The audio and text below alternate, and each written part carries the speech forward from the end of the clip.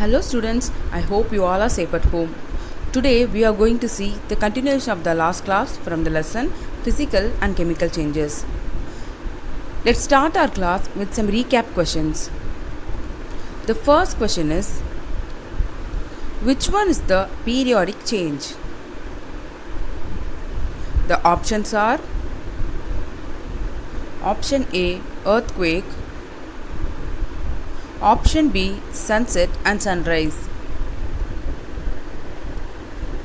The correct answer is Option B, sunset and sunrise. Next question is, which one is a slow change? The options are Option A, growth of a plant. Option B, blinking of an eye. The correct answer is Option A, growth of a plant. The last question is, which one is a natural change? The options are Option A, baking of cake. Option B, lightning. The correct answer is Option B, lightning. I hope you all get it right. Okay, now let's move on to today's class. In last session, we have seen the types of changes, right? What are they? Slow and fast changes, reversible and irreversible changes, periodic and non-periodic changes, natural and man-made changes, physical and chemical changes. Now all these changes can be drawn into a category called physical and chemical changes. Let's see how. Let's take some examples. The first example is blinking of an eye. We already know it is a fast change and it also comes under a physical change. Since when we blink an eye, the form only changes, right? There is no change in chemical composition. So it comes under physical change. Next one is making of an alloy. We know it is a man-made change and it also comes under a chemical change, because the chemical properties of an alloy will be different from that of the metals. So it comes under a chemical change. Next example is inflating and deflating of a balloon. We know it is a reversible change and it also comes under a physical change, because only the form of the balloon changes and no other changes took place. So it comes under physical change. Next example is cooking of food. It is a irreversible change, right? And it also comes under a chemical change, because the chemical properties of a food before and after cooking changes. So it is a chemical change. Next one is rotation of earth. It is a periodic change and also it is a physical change. There is no change in chemical composition because of the rotation of earth, right? So it comes under physical change. And the last example is formation of fossil fuel. We know it is a slow change and it also comes under a chemical change, because the chemical composition of a dead plant and animal will be changing. So it is a chemical change. I hope you all understood how all changes comes under physical and chemical changes. In today's class, we are going to see physical changes in detail. Now, what are physical changes?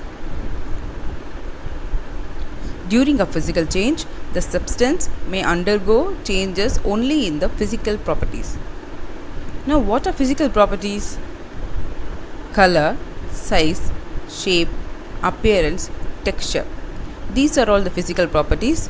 These will undergo changes during a physical change. Then there is no change in chemical composition. During a physical change, there is no chemical change. Then mostly the substances return back to the original form. So, the physical changes are temporary. Now let's move on to the characteristics of a physical change. There are 5 characteristics. Let's see one by one. First one is, it is temporary and generally reversible. For example, when we fold a paper, it can be bring back to its original form. That is, we can unfold it anytime, right? So, it is temporary and a reversible change. Next one is no formation of new substances. When we fold a paper, is there any new substances formed? No. So, it is a physical change since there is no new substances formed.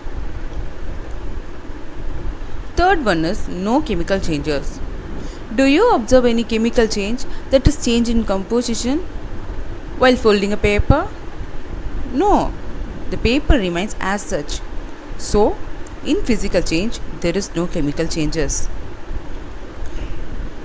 Next one is no change in mass. The mass of the folded paper and the unfolded paper remains the same. So, in physical change, there is no change in mass. The last characteristics of a physical change is, change may occur in the physical properties. When we fold the paper, the size and shape of a paper only will differ, right? The size and shape are physical properties. So, in a physical change, there is only change in the physical properties. Now, what are all the characteristics of a physical change? It is temporary and reversible. No formation of new substances. No chemical changes. No change in mass. Change may occur in the physical properties. These are the 5 characteristics of a physical change. Let's see some more examples. These examples are given in your textbook. Let's do this as an experiment. Now, the first experiment is melting of ice. Now, take an ice cube and keep it on a plate till it melts and observe the changes. These are the steps you have to follow during an experiment. Now, what will be the observations? When ice is taken out of the fridge, it melts and gets converted into water. Let's see whether this is a physical change or not by comparing the observations with the characteristics of a physical change. The first observation will be, ice can be changed into water and water can be changed into ice by keeping it in the fridge. So, it is temporary and reversible because we can change the form of ice and water. So, it is temporary and reversible. Next one is, water and ice have the same properties. So, there is no new substances formed and no chemical changes took place. Because the properties of water and ice are the same, so there will be no new substances formed, right? Next observation will be, if we take the weight of ice and water, we will find that the mass remains the same. So, there is no change in mass. And the last will be, there is a change only in the physical state. That is, the ice which is in the solid state gets converted into liquid state, which is water. So, physical properties only changes. Now let's see the result. The result will be, melting of ice is a physical change. Since the observations satisfy the characteristics of a physical change, it is a physical change. Let's move on to the next experiment. Formation of water vapor. The steps to be followed are: take some water in a pot, let it boil, and observe the changes. Let's see what we will observe. When water is heated, it changes into vapor, that is gaseous state. When this vapor cooled, it gets back the water, which is the liquid state. Let's see this is physical change or not. When steam or water vapor is cooled, it gives back the water. When you see the water boiling, just close the pot with the lid and switch off the stove. Let it sit for a minute. When you open the lid, you will see the water vapor condensed and the small water droplets will be formed at the inner part of the lid. So it is temporary and reversible.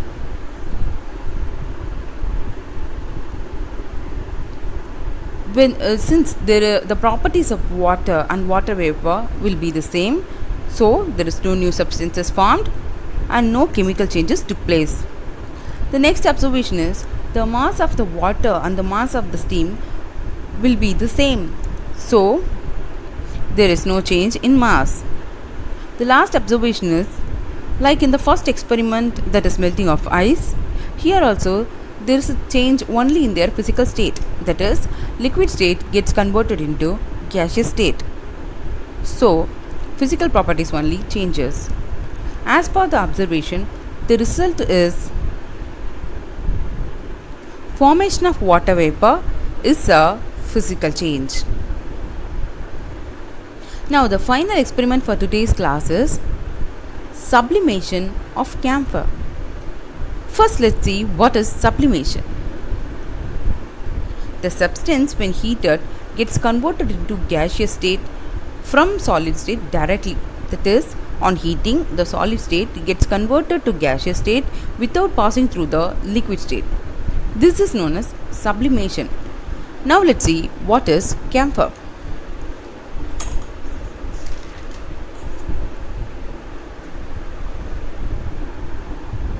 Camphor is a white crystalline solid.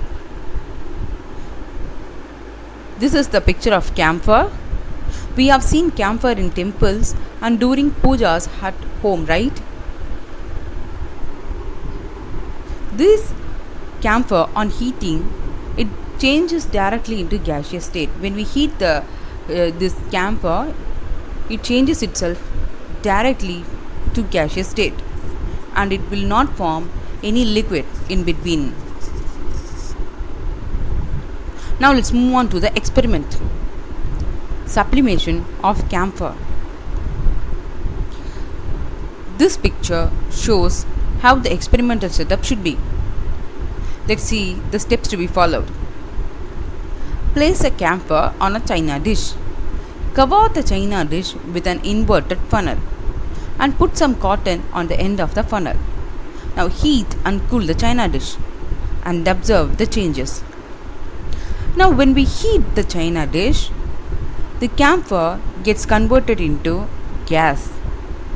And when we switch off the stove and let it cool, the camphor, which is in the gaseous state, will be sublimated. When I say it gets sublimated, what is it? The gas gets converted into a solid. That is, it gets converted into a camphor which is in the solid state again. And this solid camphor will get deposited on the walls of the test tube.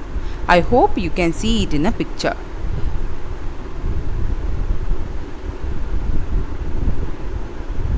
So, when we heat the camphor, it gets converted into gaseous state. When we cool it, it gets converted itself into solid state again. Now let's see the observations.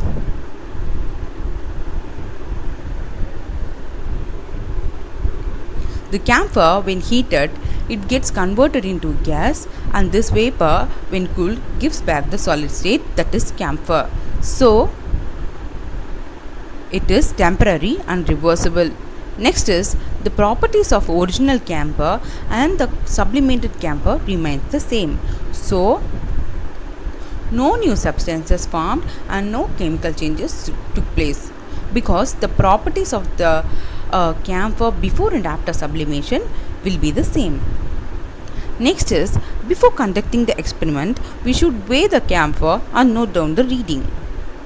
And once the experiment is finished, that is, when the experimental setup is completely cooled to room temperature, take the funnel and scratch the camphor deposited on the inner walls of the funnel. We have seen that the camphor will be deposited on the inner walls of the funnel, right? So we have to scratch that off and weigh it and note down the readings. You will find that the weight of the original camphor and the camphor after sublimation will be the same. So there is no change in mass.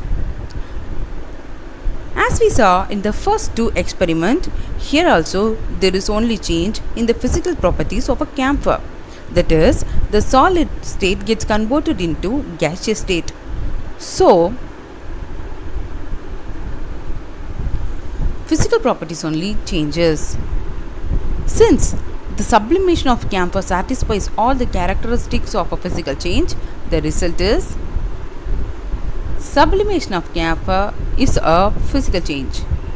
That's all for today's class. I hope you all understood the concept of physical change. Now let's see the assignment questions. The assignment questions are: why melting of ice is a physical change?